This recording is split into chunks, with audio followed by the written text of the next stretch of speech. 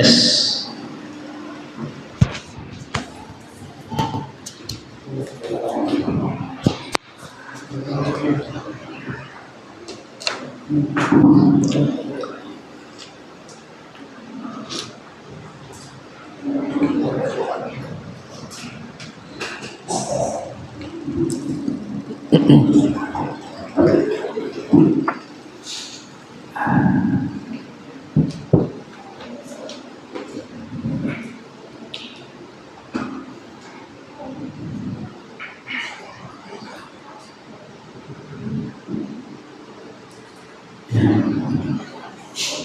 Bismillahirrahmanirrahim. Para jamaah sekalian saya cintai karena Allah Subhanahu wa taala. Assalamualaikum warahmatullahi wabarakatuh. Alhamdulillah ala ihsani wa syukru lahu ala taufiqihi wa amtinani. Asyhadu an la ilaha illallah ta'ziman li sya'nihi wa asyhadu anna Muhammadan abduhu wa rasuluhu ad-da'i ila ridwanihi sallallahu alaihi wa ala alihi wa ikhwanihi wa man tabi'ahum bi ihsanin ila yaumi liqa'i. Allahumma anfa'na bima 'allamtana wa 'allimna ma yanfa'una wa zidna ilma.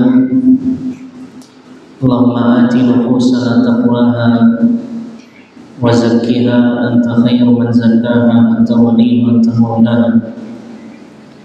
Allahumma inna nas'aluka al-huda wat-tuqa wal-afafa wal-ghina.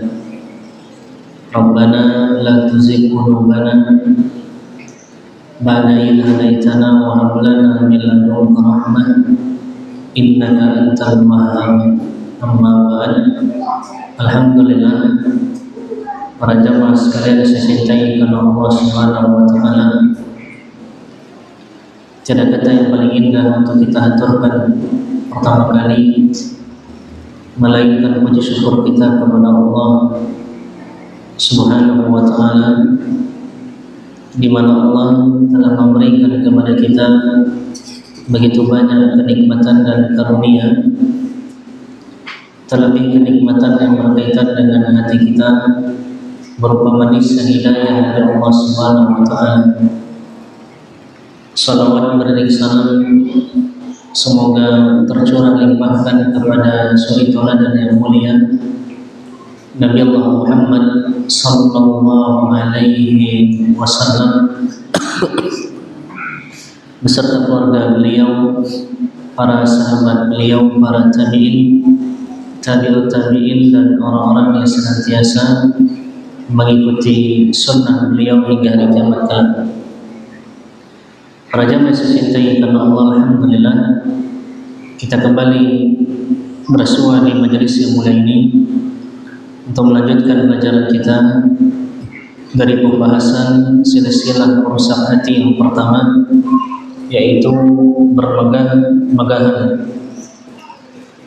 Bermegah-megahan adalah sebuah sifat dan tindakan yang benar-benar mendatangkan murka Allah Subhanahu wa taala, yang merusak hati hamba dan merenggangkan hubungan sesama hamba-hamba Allah Subhanahu wa taala. Dan diberikannya dunia serta kemegahan bukanlah tanda kemuliaan dari Allah Subhanahu wa taala, bukan pula tanda pasti mendapatkan kecintaan dari Allah Subhanahu wa taala. Karena semua itu tidak lain tidak bukan adalah ujian. Sebagaimana kemiskinan adalah ujian, maka kekayaan dan kemegahan juga ujian. Sebagaimana riya, sum'ah adalah ujian, maka keikhlasan pun ujian. Maka tidak ada yang aman bagi seorang hamba Allah yang mukmin. Seorang hamba yang mukmin yang beriman kepada Allah selalu berjalan di atas muka bumi ini dengan penuh harap dan takut kepada Allah Subhanahu wa taala. Dia berharap agar dia menjadi orang yang dicintai dan diberikan kebaikan oleh Allah. Di satu sisi dia juga takut ternyata dia adalah hamba Allah yang amalnya tidak diterima, hamba Allah yang tidak diberikan hidayah oleh Allah Subhanahu wa taala. Kita lanjutkan para jamaah. Pelajaran kita yang terakhir adalah tentang beberapa alasan untuk tidak merasa gembira dengan kemewahan. Alasan untuk tidak merasa gembira dengan kemewahan. Halaman 17, nanti lanjut halaman 20. Halaman 22 ya. Kita ulangi sedikit. Alasan yang pertama kemarin kenapa kita tidak boleh senang dengan kemewahan adalah sesungguhnya kenikmatan yang ada hanyalah ujian. Jadi kenikmatan, kemewahan, kemegahan, kelapangan itu hanyalah ujian dari Allah Subhanahu wa taala, bukan tanda cinta, bukan tanda kasih sayang, bukan tanda rahmat, tapi ujian dari Allah Subhanahu wa taala. Nah, kita lanjutkan dalil yang berikutnya, halaman 22. Halaman 22 yang tengah. Dalil bahwa kenikmatan dunia adalah ujian. Allah Subhanahu wa taala berfirman, وَلَا يَحْسَبَنَّ الَّذِينَ كَفَرُوا أَنَّمَا نُمْلِي لَهُمْ خَيْرٌ لِأَنفُسِهِمْ إِنَّمَا نُمْلِي لَهُمْ لِيَزْدَادُوا إِثْمًا وَلَهُمْ عَذَابٌ مُهِينٌ. Artinya, dan janganlah sekali-kali orang-orang kafir menyangka bahwa pemberian tangguh, maksudnya pemberian umur panjang, usia yang panjang, kami kepada mereka adalah lebih baik bagi mereka. Jadi hendaknya manusia atau orang-orang kafir khususnya jangan mengira bahwa diberikan umur panjang itu tanda kebaikan. Kan banyak kita lihat orang-orang non-muslim umurnya panjang, masih newan, masih neaki, udah newan, dah neaki, jalan kakinya masih kuat, Masya Allah. Giliran orang Islam umur 70 dah sian lagi, 60 dah meninggal. Nah, jangan tertipu, kata Allah. Terus apa? Sesungguhnya kami memberi tangguh kepada mereka, kami memberi usia panjang kepada mereka, hanyalah supaya bertambah dosa-dosa mereka. Jadi semakin panjang umur, justru semakin panjang dosanya kepada Allah. Semakin tertipu mereka di dalam kehidupan dunia. Dan bagi mereka azab yang menghinakan.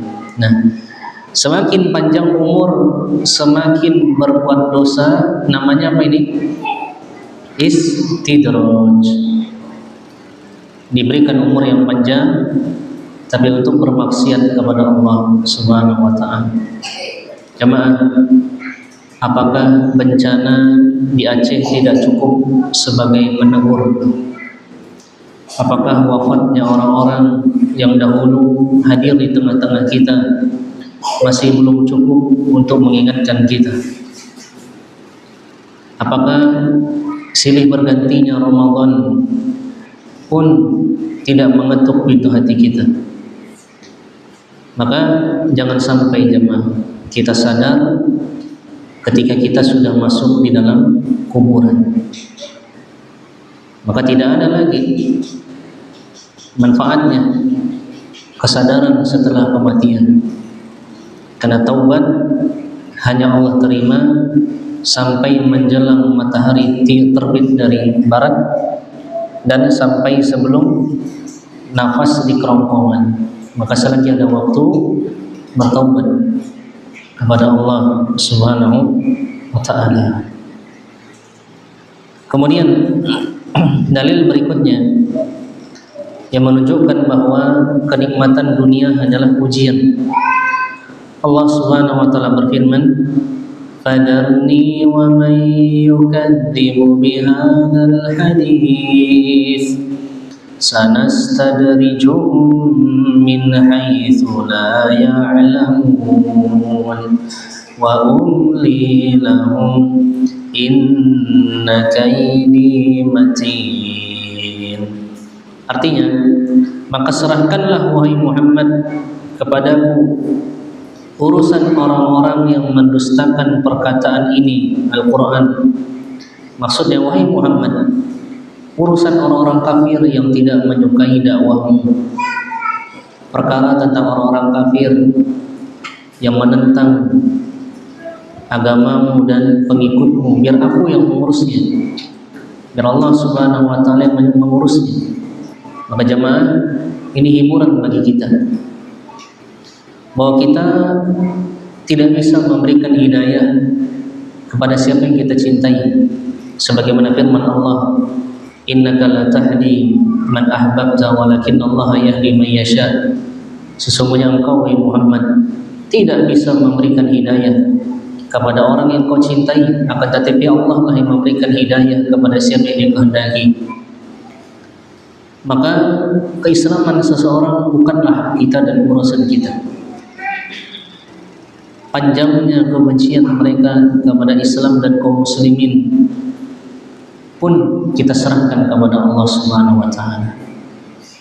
Nah, kalau itu berkaitan dengan orang kafir, maka begitu juga jemaah berkaitan dengan saudara kita kaum muslimin yang mereka diuji oleh Allah dengan futur. Sebagaimana kita futur, mereka pun futur. Sebagaimana kita jatuh dalam dosa, mereka pun juga berdosa.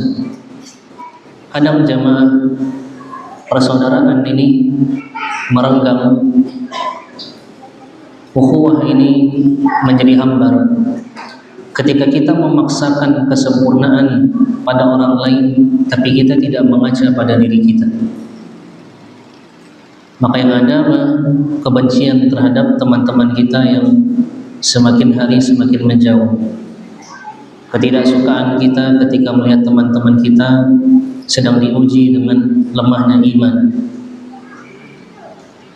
Bahkan Allah pernah mengingatkan Nabi Muhammad, "Afa anta tukrihun nasa hatta yakunu mu'minin?" Wahai Muhammad, apakah engkau hendak memaksa semua manusia beriman?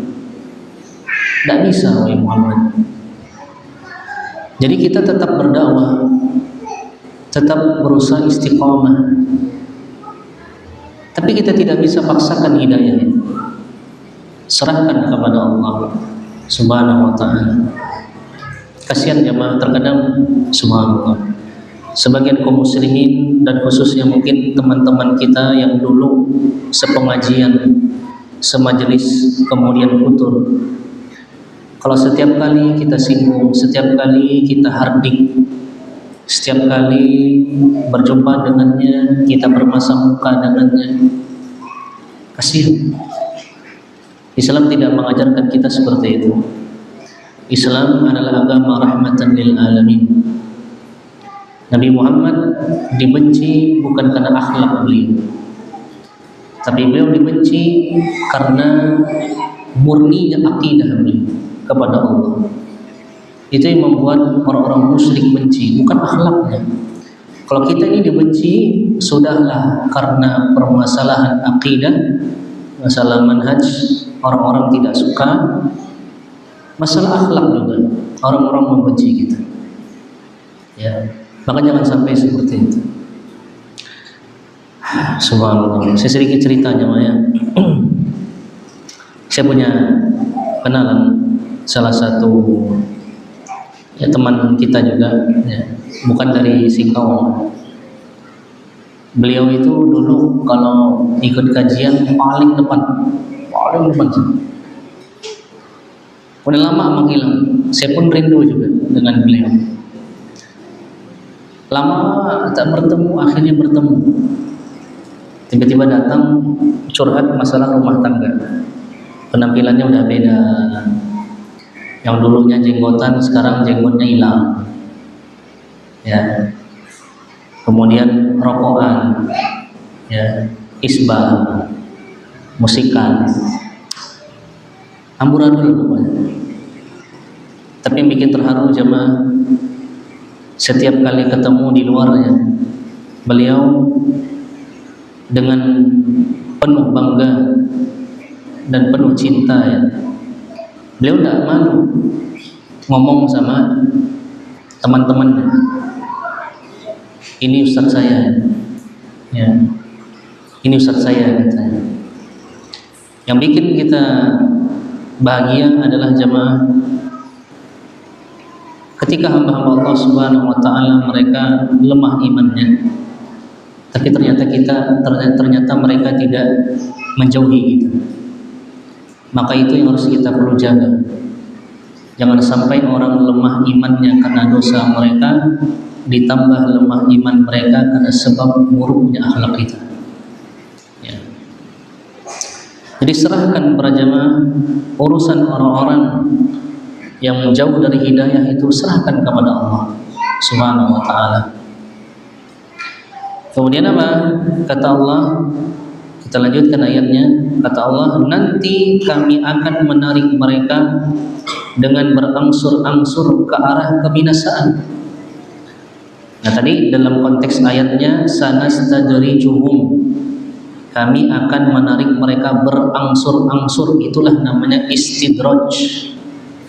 Istidraj artinya adalah berderajat-derajat, bertahap-tahap, pelan-pelan, berangsur-angsur, langkah demi langkah. Jadi istidraj, dibilang istidraj adalah di mana hamba-hamba Allah perlahan-lahan menjauh dari hidayah, perlahan-lahan memasuki maksiat dan kekufuran.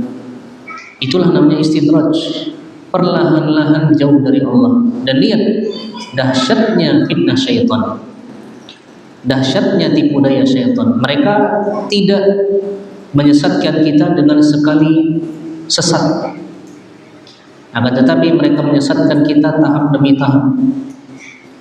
Maka tidak akan pernah bosan kita mengingatkan, jaga diri kita jemaah. Dan di antara kiat untuk bisa istiqomah, terhindar dari maksiat, berdoa kepada Allah, minta kepada Allah, ya Allah, bantu hamba meninggalkan dosa yang sulit hamba tinggalkan, bantu hamba meninggalkan kesyirikan, bantu hamba meninggalkan kebid'ahan, bantu hamba meninggalkan kemaksiatan, bantu hamba meninggalkan mabuk, meninggalkan rokok, meninggalkan judul, meninggalkan chattingan yang haram, lihat yang haram. Minta kepada Allah Subhanahu wa taala dan berusaha diikhtiarkan, diwujudkan untuk menjauhinya. Subhanallah. Terus kata Allah, dari arah yang tidak mereka ketahui. Jadi terkadang kesesatan, penyimpangan dan adab dari Allah itu arahnya tidak diketahui. Jemaah, ada enggak yang senjata yang lebih menyakitkan dibandingkan senjata yang tidak nampak dari mana arahnya? Kita nih misalnya kena tinting oleh sniper, penembaknya itu, dari arah manapun kita tidak tahu kedatangan pelurunya, sakit. Maka begitulah keadaan hamba-hamba Allah yang jauh dari agama dan hidayah dari Allah Subhanahu wa taala. Terus kata Allah, dan aku memberi tangguh kepada mereka. Jadi sudahlah Allah tambah kesesatan bertahap-tahap, tambah kemaksiatan bertahap-tahap, Allah tangguhkan umur mereka, Allah panjangkan umur mereka. Jadi panjang umur, lama di dunia belum tentu tanda baik. Siapa makhluk dengan umur paling panjang diantaranya? Siapa? Iblis. Belum mati-mati iblis. Tapi apakah dia pasti baik? Tidak. Justru yang benar, seorang hamba memohon kepada Allah diberikan keberkahan umur dan diisi umur tersebut dengan ketaatan kepada Allah. Kita lihat para ulama banyak yang wafat muda, tapi mereka menghasilkan karya dan peninggalan besar untuk Islam dan kaum muslimin. Imam Nawawi meninggal muda. Para ulama yang lain meninggal di usia muda. Subhanallah. Mus'ab bin Umair, bayangkan dengan tangannya satu Madinah masuk Islam, masih muda. Luar biasa para jemaah, saya cintai karena Allah Subhanahu wa taala. Terus sesungguhnya rencanaku amatlah tangguh, amatlah pedih. Jadi rencana Allah, kalau Allah sudah berencana untuk menyesatkan hambanya, maka rencana tersebut sangat ampuh, sangat kokoh, sangat kuat, bahkan tidak disadari oleh hamba-hamba Allah. Kita lihat misalnya seperti kisah kaum Saba yang mereka hidup di negeri yang sangat rindang, kebunnya banyak dengan irigasi air yang sempurna.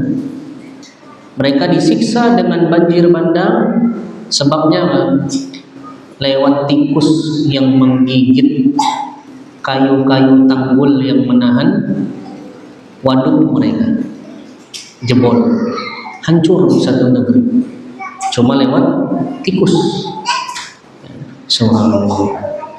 Baik, kita lanjutkan poin yang kedua, alasan yang kedua kenapa kita tidak boleh merasa gembira, merasa senang dengan kemegahan dunia. Terlalu menikmati nikmat dunia adalah sebab hilangnya nikmat akhirat. Terlalu menikmati nikmat dunia adalah sebab hilangnya nikmat akhirat. Jadi maksudnya gini, orang-orang soleh terdahulu meyakini bahwa terlalu menikmati nikmat dunia nanti jatah di akhirat akan berkurang. Makanya kita diharamkan pakai sutra bagi laki-laki, karena orang yang pakai sutra di dunia, laki-laki tidak boleh pakai di surga. Laki-laki diharamkan pakai emas di dunia, karena itu untuk mereka di surga. Kalau mereka pakai di dunia, diharamkan untuk dipakai di surga. Ya. Makanya sampai ada kaidah, man ista'jala syai'an qabla anihi uqiba bihirmani. Barang siapa yang gopoh di dalam menggunakan sesuatu yang belum saatnya, maka dia dihukum untuk tidak memilikinya di masa yang akan datang ketika waktunya tiba. Orang yang suka berzina, diharamkan baginya untuk menikahi bidadari di surga. Subhanallah. Para jamaah, saya cintai karena Allah Subhanahu wa taala. Kemudian beliau membawakan dalil sebuah ayat yang sangat sedih sekali. Allah berfirman dalam surah Al-Ahqaf ayat 20. Al-Ahqaf ayat 20. Kita baca, wa yawma yu'radu alladhina kafaru 'alan nar adhabtum tayyibatikum fi hayatikum ad-dunya wastamta'tum biha fal yawma tujzawna 'adzabal hun bima kuntum tastakbiruna fil ardi bighairil haqq wa bima kuntum tafsukun. Artinya, dan ingatlah hari ketika orang-orang kafir dihadapkan ke neraka dan kepada mereka dikatakan kepada mereka, kamu wahai orang-orang kafir telah menghabiskan rezekimu yang baik dalam kehidupan duniawimu saja. Wahai orang kafir, kamu telah menikmati hidupmu di dunia, berfoya-foya di dunia, suka-suka di dunia, dan kamu telah bersenang-senang dengannya, dengan dunia tersebut. maka pada hari ini, yaitu di hari kiamat, kamu dibalasi dengan adab yang menghinakan. Lihat nih jemaah, ya, al jaza min jinsil amal. Orang yang sombong di dunia akan mendapatkan hina di akhirat. Subhanallah. Karena kamu telah menyombongkan diri di muka bumi tanpa hak yang benar, dan karena kamu telah berbuat fasik. Lihat dampak buruk terlalu menikmati dunia.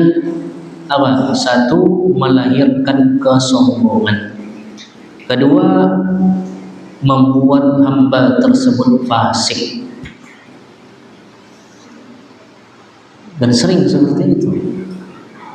Orang-orang yang menikmati dunia bukan untuk agama, bukan untuk manfaat dan maslahat diniyah wal ukhrawiyah, ya, pasti akan sombong dan akan fasik.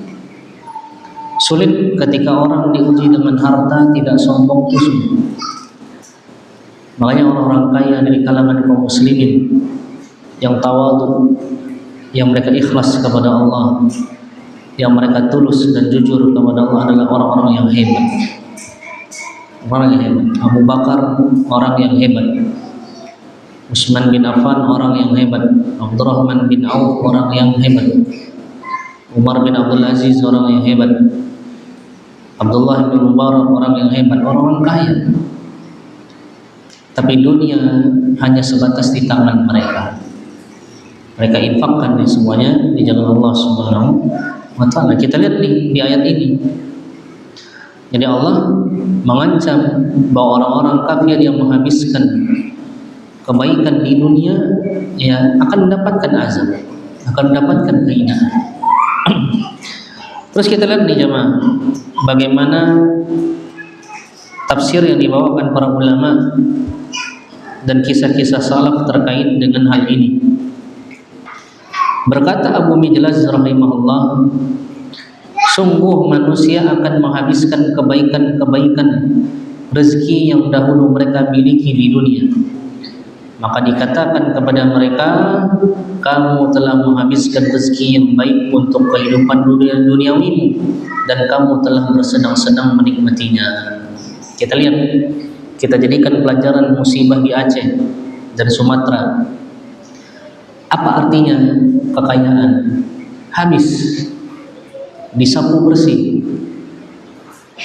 Sampai-sampai ada seseorang menulis dari para korban, sungguh di hari itu nyawa lebih dari segala-galanya daripada harta. Kita nyusahin mobil mereka, oh sayangnya mobilnya masuk air, kok dijual tuh tidak ada orang mau beli. Ya, biasanya kalau orang mau beli mobil kan, udah plat Jakarta, mulai yang ditanya ini kebanjiran atau tidak. Kalau banjir udah mau beli. Subhanallah, kita nyusahin mobilnya, rumahnya. Mereka tidak menganggapnya. Mereka merasa bahwa nikmat nyawa adalah segala-galanya. Itu bukti jemaah, dunia ini sementara. Dunia ini sementara. Ya, harta hanya titipan. Subhanallah. Kemudian kita lihat nih, ya, kisah salaf berikutnya. Ini sedih jemaah, sedih sekali. Kita baca dari Jabir bin Abdullah radhiyallahu anhu, ia berkata, Umar bin Khattab radhiyallahu anhu melihatku saat aku membawa sebuah daging kambing barangkali. Pertanyaannya jemaah, beli daging kambing, daging sapi, daging ayam salah atau tidak? Salah dah? Tidak salah. Beli kebab untuk anak bini salah dah? Tidak salah. Beli daging ayam, sate ayam, ayam penyet salah dah? Tidak salah. Subhanallah. Terus apa? Umar pun berkata, wahai Jabir, apa ini? Mahada ya Jabir. Apa ini wahai Jabir? Umar tahu itu kan daging. Bisa sengaja ditanya sama Umar. Maka aku itu Jabir berkata, daging ini aku beli 1 dirham untuk istri-istriku. Saya ulangi jemaah, untuk istri-istriku, karena mereka menginginkannya. 1 istri saja kalau lagi pengen daging, beliin enggak? Beliin. Kalau istrinya banyak, beliin enggak? Beliin, nanti kelahi mereka. Ya. Subhanallah. Saya cerita dikit jemaah. Laki-laki ya, umumnya termasuk saya, kita itu laki-laki normal. Wanita adalah fitnah terbesar bagi kita.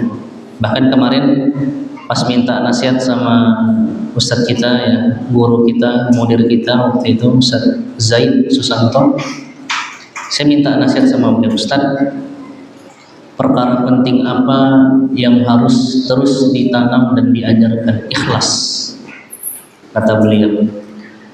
Saya nanya lagi, terus perkara paling berbahaya apa yang harus dihindari? Beliau bilang apa? Wanita dan harta paling berbahaya. Kemudian jamaah, subhanallah ya, pas alhamdulillah umroh kemarin, tidak terbetik di hati sekalipun untuk minta nambah istri. Mungkin istri itu udah doa dulu, ya Allah jangan sampai suamiku minta nambah lagi. Baik, intinya perhatikan, kalau istri minta beli daging, pengen makan ayam, makan kambing, boleh nggak? Boleh nggak? Boleh. Terus apa? Maka Umar radhiyallahu anhu berkata, dan sedikit cerita lagi. Jadi yang saya doakan di sana, ya Allah, tundukkan pandanganku, tundukkan syahwatku hanya untuk istri. Kita harus minta seperti itu jamaah. Minta agar pandangan kita hanya untuk istri kita. Minta kepada Allah agar syahwat kita tersalurkan hanya untuk istri kita. Karena demi Allah, sekarang fitnah zina adalah fitnah yang sangat dahsyat. Zina adalah sebesar-besar pengkhianatan dalam rumah tangga. Pengkhianatan dalam rumah tangga, dan banyak contohnya.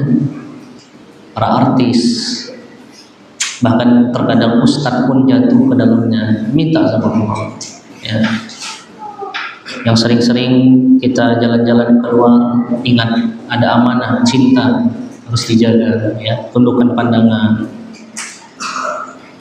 Subhanallah, ya.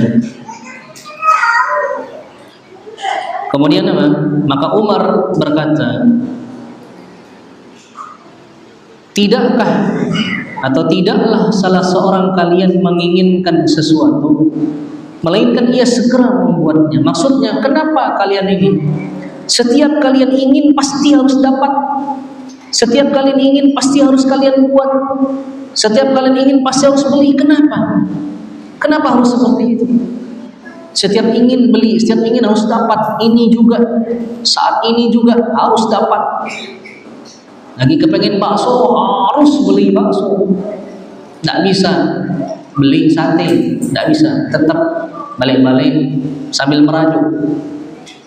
Adik be ngape, atau jangan adik lah, abang lah. Abang be ngape bang, tadi kan kita lekak makan. Oh bang be, mau ingin 6 sate. Adik ngajak beli nasi goreng. Nah, semua. Dah, jangan jemaah. Terus apa kata Umar? Apakah salah seorang kalian tidak bisa membuat perutnya kurus untuk mementingkan tetangganya atau anak pamannya? Kenapa? Kalian selalu ingin dapat yang kalian inginkan. Tidak bisakah kalian sabar? Tidak bisakah kalian mementingkan orang lain? Apa namanya? Mementingkan orang lain apa namanya? Siapa demam? Nah, makanya istirahat. Mau ini? Ini aja. Iklan jemaahnya. Awas jatuh.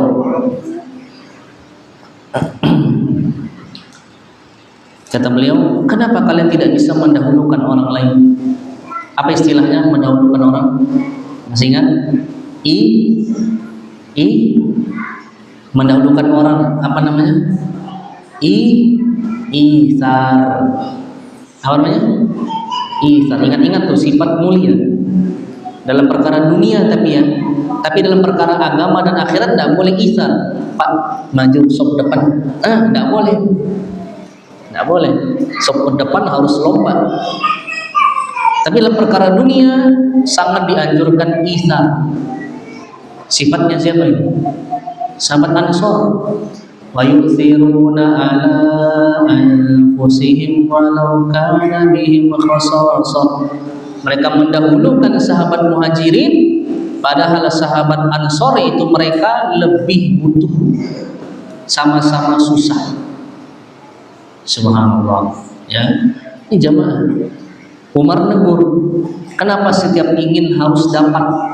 Tidak bisakah mementingkan orang lain? Nah, ini pelajaran luar biasa jamaah. Ya, pelan-pelan kita ubah hati kita. Kebakhilan di dalam dada ini harus dicabut. Makanya Nabi di antara doa yang Nabi minta apa?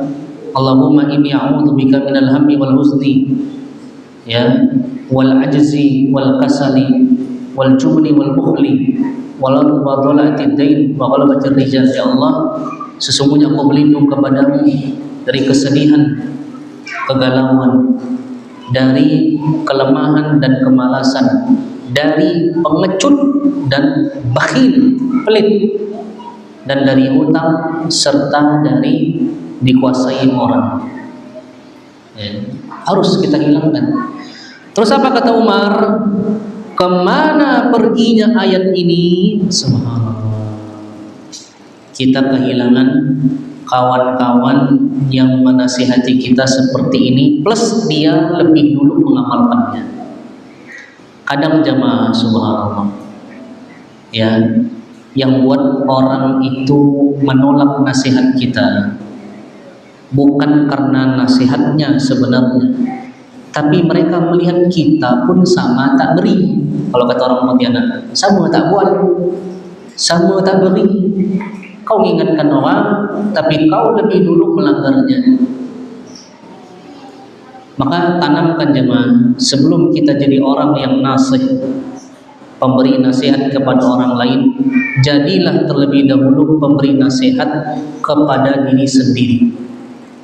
Itu istilah para ulama sering disebut, di antara Imam Muqayyim, yanbaghi liman nasaha li nafsi, selayaknya bagi orang yang menasihati dirinya sendiri. Terus seperti itu, ya.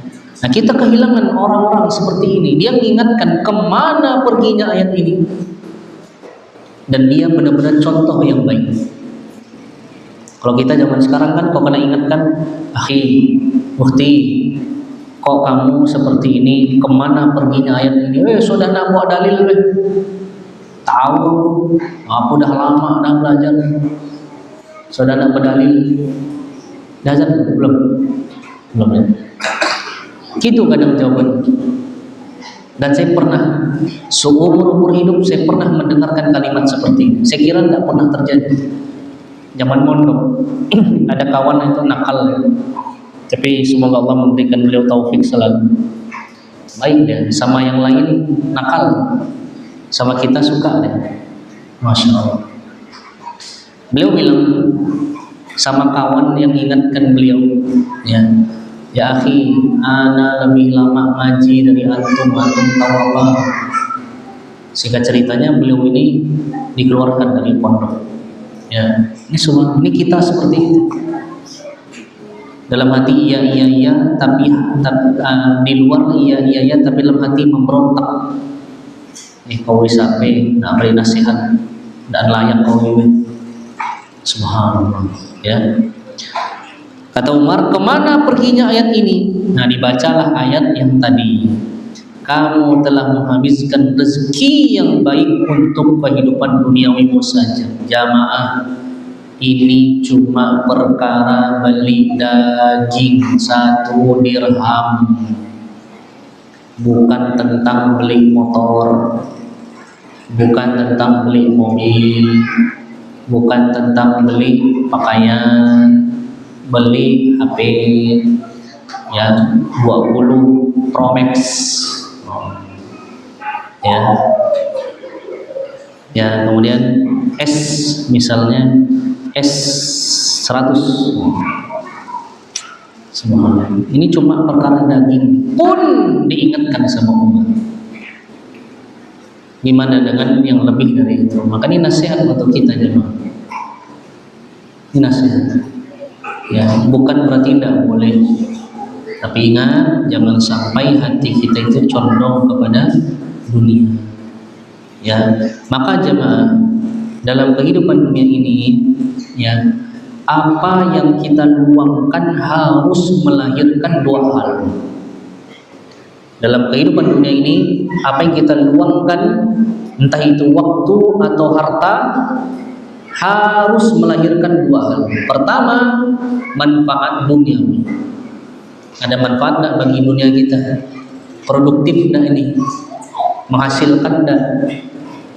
Ada manfaatnya tidak ini? Itu saja. Kedua, manfaat agama dan akhirat. Manfaat agama dan akhirat.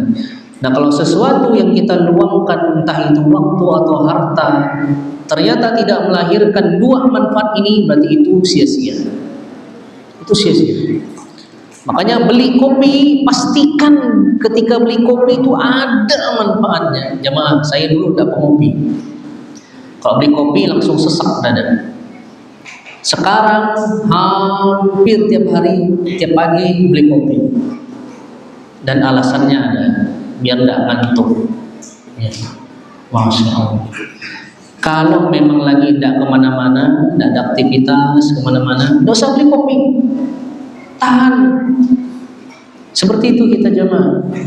Termasuk beli handphone, beli pakaian, beli pernak-pernik, tanya dulu ada tidak manfaatnya. Kalau tidak ada, jangan kita beli. Subhanallah, ya. Gimana kira-kira kalau kita ditanya sama Umar kayak gini, gimana? Kita lihat jawaban Jabir. Jabir berkata, aku tidak bisa menghindar dari Umar sampai hampir saja benar-benar aku tidak bisa menghindar darinya. Skakmat, mau ngomong apa? Karena mau bantah orang yang menasihati ini memang orang yang betul-betul amil, mengamalkan. Gimana mau bantah? Kau tadi mengingatkan orang yang pendosa tidak mengamalkannya, ahli maksiat. Ente siapa? Sok-sok bawa ayat, ente aja melanggar, kan gitu. Ini Umar mau ngomong apa? Mau apa sih? Bayangkan bagaimana keadaan Jabir itu. Makanya di antara kiat agar kita bisa istiqomah, sering-sering membayangkan kalau yang kita lakukan sekarang dilihat oleh salaf kira-kira gimana. Kalau salaf lihat kita sibuk dengan medsos, kira-kira perkataan mereka apa? Sibuk lihat gaya hidup kita gimana, kira-kira perkataan mereka apa? Ada gitu, udah masuk tuh ada? Ada belum? Belum? Tidak ada itu ya? Saya dalam. Ya. Nanti ingatkan ya jemaah. Kemudian berikutnya, dahulu Umar berkata, kalau aku mau, niscaya akulah orang yang paling enak makanannya dibanding kalian, dan akulah orang yang paling lembut pakaiannya dibanding kalian. Akan tetapi aku ingin menyimpan kebaikan-kebaikan rezekiku untuk akhirat. Dan benar apa yang beliau katakan. Kalau beliau mau, beliau bisa makan makanan enak, pakai pakaian yang lembut. Kenapa? Karena Allah angkat derajat beliau menjadi khalifah. Harta sudah banyak, tapi beliau meninggalkan semua itu. Beliau zuhud. Beliau lebih memilih akhirat. Umar dahsyat sekali, Umar luar biasa. Pakaiannya tambal-tambal. Ya. Kalau kita udah koyak, selalu kan dikoyak, biar apa? Ganti baru. Subhanallah. Ya. Apalagi istri kita, kalau udah nengok pakaian kita koyak, dah buang, beli baru. Kalau bisa pakai pakaian yang koyak. Misalnya kita punya baju kaos nih, kaos dalam masih koyak, masih bisa pakai sebagai bentuk zuhud kita udah kehidupan dunia. Tapi pakai baju lagi, jangan koyak-koyak jalannya. Nggak boleh juga kayak gitu, ya. Subhanallah. Bisa nggak kita kayak gini jemaah? Kita nggak beli mobil biar hartanya, rezekinya itu nanti untuk di akhirat. Kita nggak buat rumah biar nanti rumahnya di akhirat aja. Bisa? Yang ibu-ibu, kakak-kakak rela nggak beli baju, nggak beli tas, nggak beli celak mata untuk di akhirat, rela. Umumnya kita kalau udah nengok saldo terisi, oh sayang nih dari pakai, tanggung nih, pakai semua. Dunia jemaah, ya dunia. Yang paling kaya nanti yang paling banyak sabarnya, yang paling taat sama Allah, yang paling zuhud dengan kehidupan dunia. Baik, sudah kan? Belum? Sudah? Azan? Sudah ya? Jam berapa sih azan? Sudah ya? Ya. Baik, karena sudah masuk kita cukupkan. Insyaallah kita lanjutkan pada pertemuan berikutnya. Subhanakallahumma wa bihamdika asyhadu an la ilaha illa anta astaghfiruka wa atubu ilaik. Assalamualaikum warahmatullahi wabarakatuh.